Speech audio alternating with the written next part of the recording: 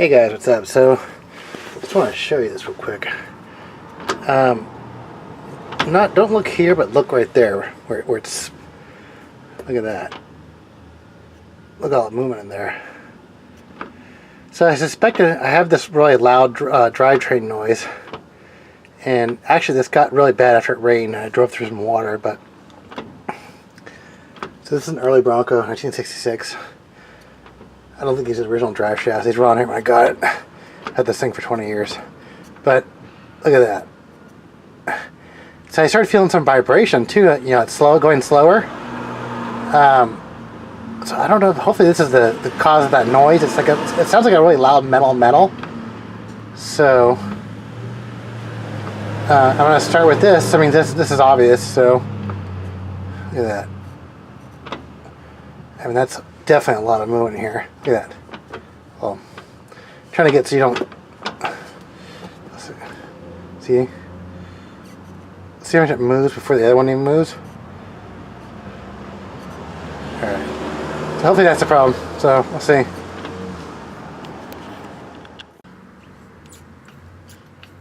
That doesn't look good. All right. All right. So I have this drive shaft taken off here. And originally I was just going to replace this rear one here. Get the video frame here. This is called a double cardan joint. And so this is the original Spicer joint. And as you can see, I lost one of the caps, but on both sides the bearings were just completely gone. So I got a couple of these Moog Super Strengths. So I guess they're kind of an upgrade. And this is the original Spicer. It's called a centering yoke. And it goes right there. I already took it off, and you know this actually would probably work perfectly fine. I did buy a new one. It's a Moog. I'll show it to you. It's Amazon messed my order up, and it's supposed to be here Friday, but they're late now. But I got a new one of these too. This was like $34. Moog 607.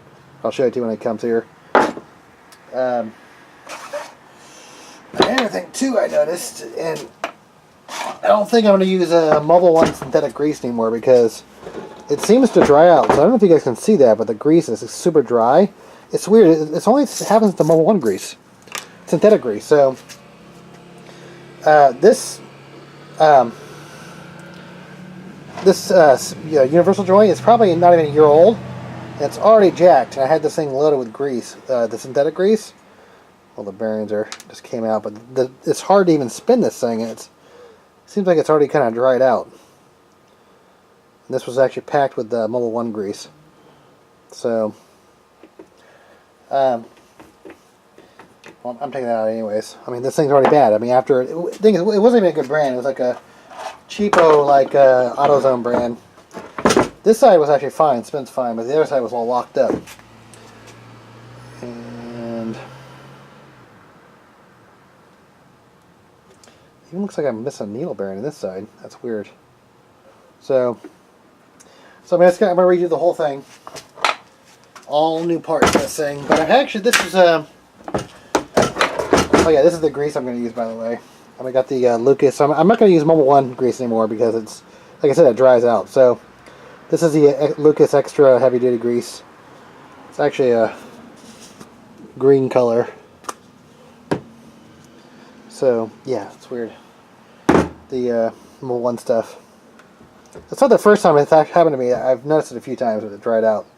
So this is actually what the Moog 280 looks like. This is a replacement. My Bronco is actually a 1966, which I think was supposed to have Borg Warner, a different type of drive shaft. So this is actually from a newer Bronco, I think.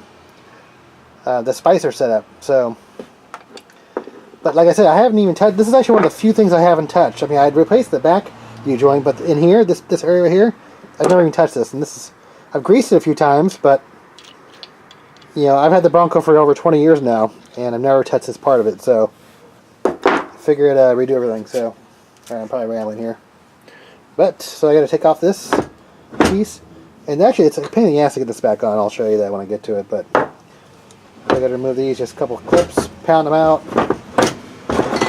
Same thing on that side, same thing on the back. So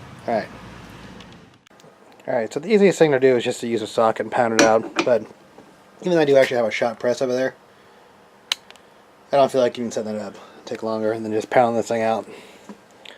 Alright, so the part finally came in. Originally it was supposed to be here on Monday, and then, actually originally it was here on Friday, and then now it finally got here next Thursday. We had to reorder it. Amazon messed up. So, let me show you the part. Nobody actually even really has this part number on there at all.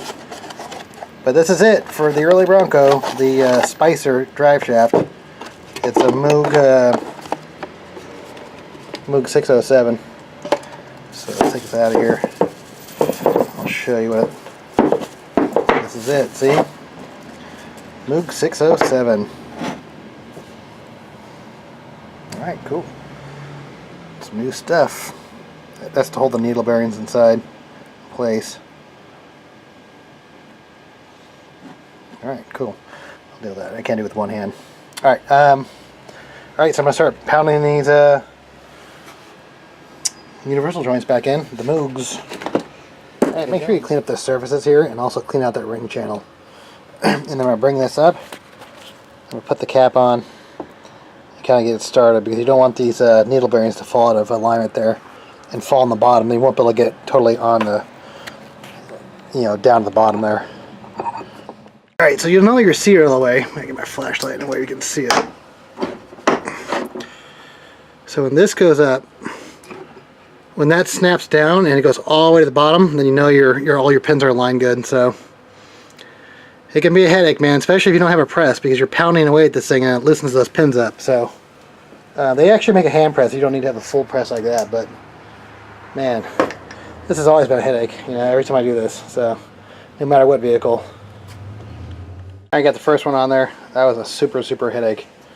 So it always is. I mean, I wasn't expecting this to be easy. It never is. So having the right tools definitely makes it a lot easier. So yeah, you can at least get a manual press. Like with it looks like a big C clamp. But all right. So now I got to get this other one on here, the cardan joint here. All right, this large seat clip could probably help out too a lot. Because it seems like I don't have a problem turning this in and having it go in. So, alright, we'll get it going. So this might help.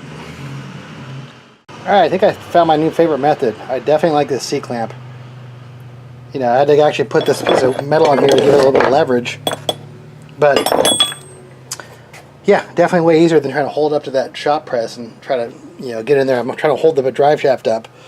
And cranked out at the same time. So definitely a lot easier, and it's getting kind of dark right now, but I'm going to move over to the next cardan, or maybe I'll come back tomorrow.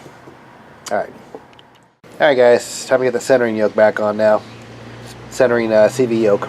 So that's the oiling thing at the spring. Little check ball. Alright, get this going. It's just going to pop that in like that. And then you have to kind of like juggle this in there once that thing's in there. So I'll try to get that on camera. Alright, so I hope you can see that. I think I'm going to have to get a new tip, because I don't think this thing is too big. You need like a super micro tip to get in there and activate that ball. I don't know. I don't really like this design. I like the air design better, the Zerk fittings. But alright, so let's get this little cap off. So typically what I do is I think everybody has their own way of doing this, but you just gotta troubleshoot and mess around with this. I'm gonna get this spring out here, and hopefully you can see that, but I'm gonna get the spring into this little thing right there first. And then I'm gonna go. You gotta be careful, because there's little needle bearings in there you gotta keep in there. So hopefully, I also cleaned all the areas first. Alright. Yeah, good. So what I'm looking for is I want to make sure this goes down without binding. Actually, I might have to put something up here underneath it to bring it up just a little bit. There we go. This bottoming out. Okay, now the trick is to get this thing in there. And then put the caps on.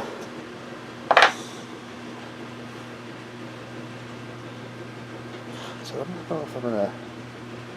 Yeah, I think I have to do this. I know I'd done this before, with the front's exactly the same, just smaller, shorter. I think I'm gonna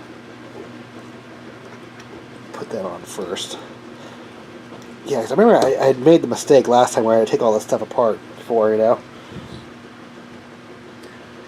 And I think it was this, because like once I got this in there, I could no longer get the cap in there. So, alright. Let's see if I can do that.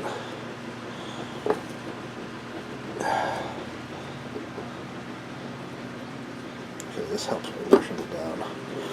There we go. There's enough clearance in there to get this in there. Alright.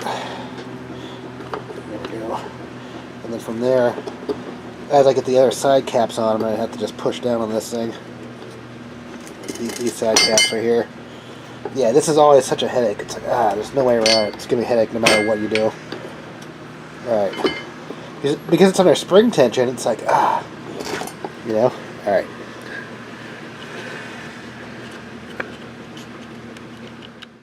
Alright, so got that on there. This one's actually what made it easy. This one slid in there without having to be pressed in. So I don't know if that's a good thing or a bad thing, but these clips are a nightmare to get into.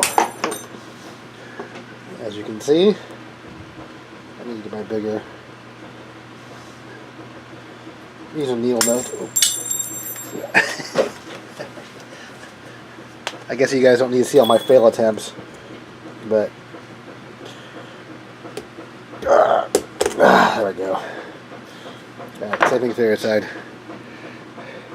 But yeah, the C-clamp method definitely is a lot easier than the press. Alright. Alright, so now let's go do the rear one here. Clean out that first. Make sure this is all clean inside. Make sure the grooves are clean. The clip grooves. Alright.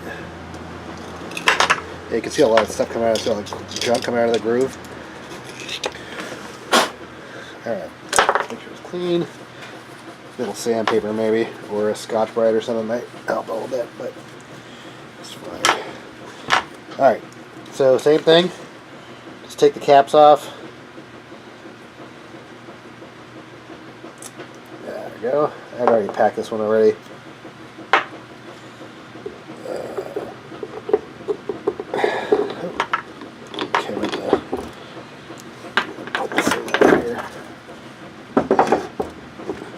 Get it off. This is not on the bottom there.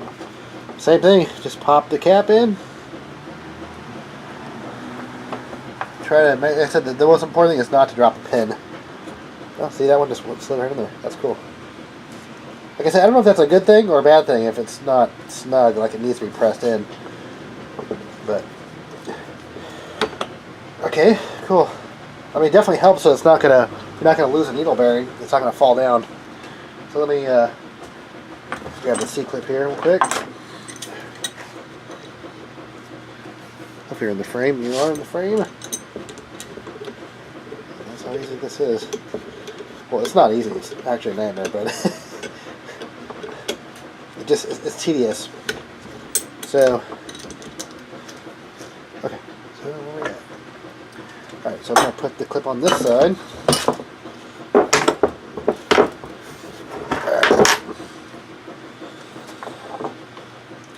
Alright, where have I those?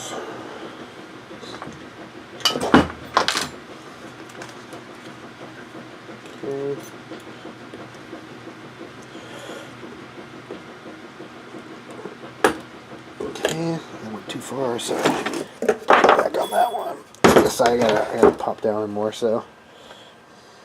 Alright. Actually, take this off. I didn't realize it was on there.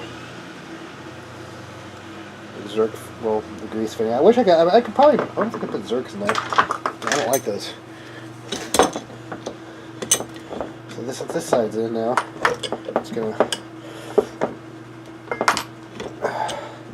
Only put a pusher in far enough to where you can see the groove.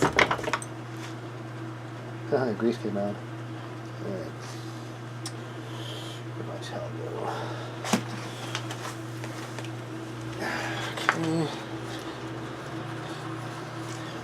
Okay, so it should be enough clearance for the groove. If not, I'm going to pound it in. I'm looking to make sure there's enough clearance for the groove. I mean, a groove to put the clip in there. And then on the other, the back doesn't actually require it because, actually, whoops, wrong clip. It's right here. Where did my clips go? Alright, over here. Alright, so the grease fitting clip is a little bit different. You can see the difference. This one actually has an extra piece of metal on top of it. So to clear that grease fitting, doesn't have that part. I decided to get a stronger pair of snap ring pliers. And sometimes, if you didn't push it in far enough, you can just basically kind of, if one side doesn't come on, you can just pound it in place.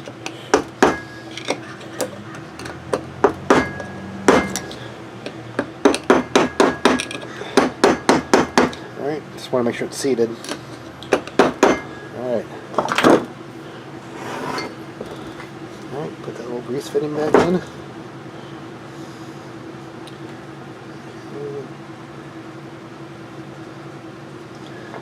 This will kind of work itself out, you know, once it starts moving, because these actually didn't seem like they were very that tight anyway. So yeah, I wish I could maybe put a Zerk in here. The Zerk is this. If you guys don't know, that's a Zerk fitting right there. So I'm actually going to take those off and keep them. What's weird is I'm trying to remember which one's what. But the Spicer has a Zerk, and this one I think I bought. This actually had the outside one, but this, look, it says USA.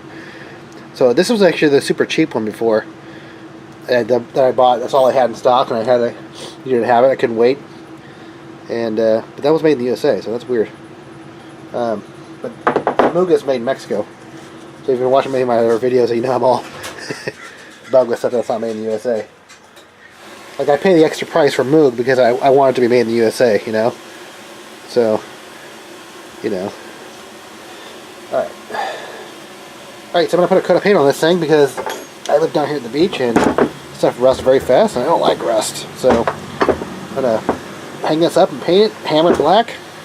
I'm going to try to get in there where it's, you know. I got to grease these up. So yeah, I think I'm going to grease these up first. Alright. Alright guys, I'm going to grease this thing up. So I think I already showed you that I was going to use this heavy duty green grease. And I currently have Mobile 1 in there, but I don't, this just stuff just seems like it dries out on me, you know? I don't know what the deal with this stuff is. Yeah, I mean, look at that. It already feels like look at it, it's super dry already. See that? I mean, look at compared to this. Yeah, I mean, that feels like that's super like wet and tacky. Alright? So, that's Mobile 1. That's what happens. I don't know why it does that, but what's funny is it's not even like I have a Mobile 1 can of grease over here, but let me show you this real quick. And then this thing just sits in my house with the lid off. See, that seems like this actually like stays wet. But the stuff I get in the grease gun, I don't know. This thing sucks. So, alright. I don't know. I'll have to figure out how to get this off there. Alright. Yes, I just got it out, but I mean, look at that. This is like stiff as a rock. You know? Not good. That's I think what actually blew out some of my, I think this is actually what wore them out, is I put this stuff in these things the last couple of years. And this is what happens to them, you know? So, yeah, jacked. Alright, I'm going to keep on pumping this stuff out until it turns green, so I know I get to this locus. There it goes. There we go. See how much better that's flowing?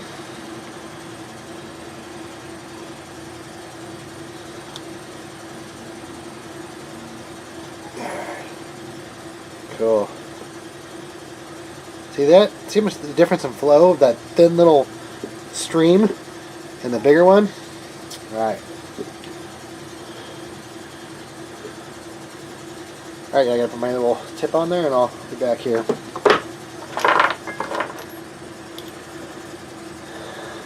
Well, guess I already got it going.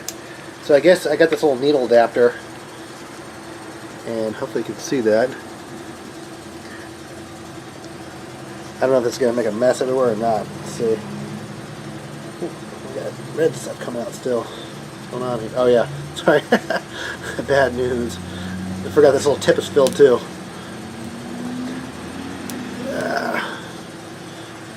There we go.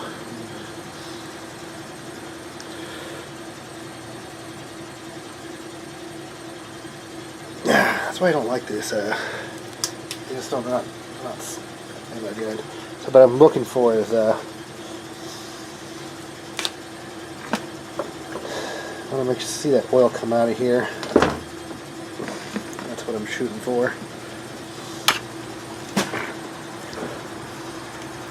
All right, I can't tell me to position this. I got to put pressure down on this needle here.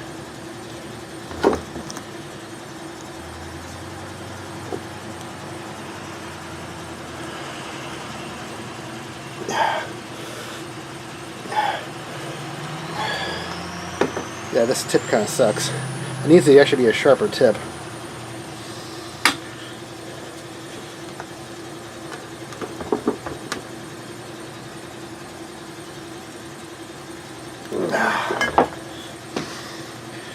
I don't know. Hopefully I'm getting grease in there. Okay, I can see grease coming out. That's a good sign.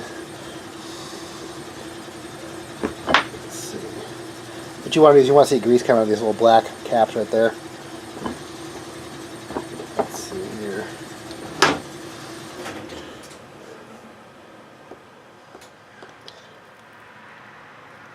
Okay, yeah, we're getting grease in there because I'm getting pressure now. Alright. So I'm going to go back and... Shit. Disaster. Alright. Clean up this grease mess. Alright. So I'm going to go back and do the rest of them. Then I have to go back into the Cv Yoke and get that too. Don't forget that. Alright guys, so hopefully you can see this. Alright.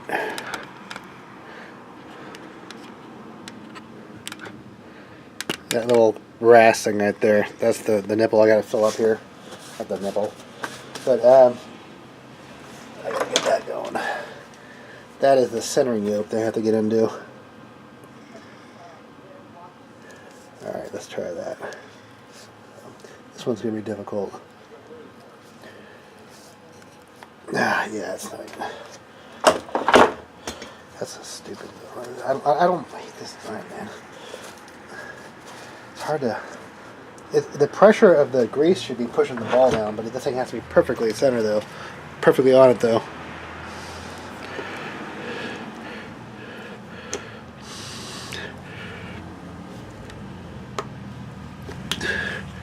Like it has. Alright, so I'm not going to even bother painting it. I'm just going to cover this up in grease a little bit so it doesn't rust. At least try to prevent it. I can always come back with some hammered paint if it starts to rust. But, alright, got it all greased up, ready to go. Alright guys, got it back in. Hope you can see that. So I got to lube up the slip yoke here. Yeah, it's called a slip yoke, I think. But I always do this after the fact because I've actually had in the past where it shot out all the grease out the back. So, alright, cool, got it done. Back in business.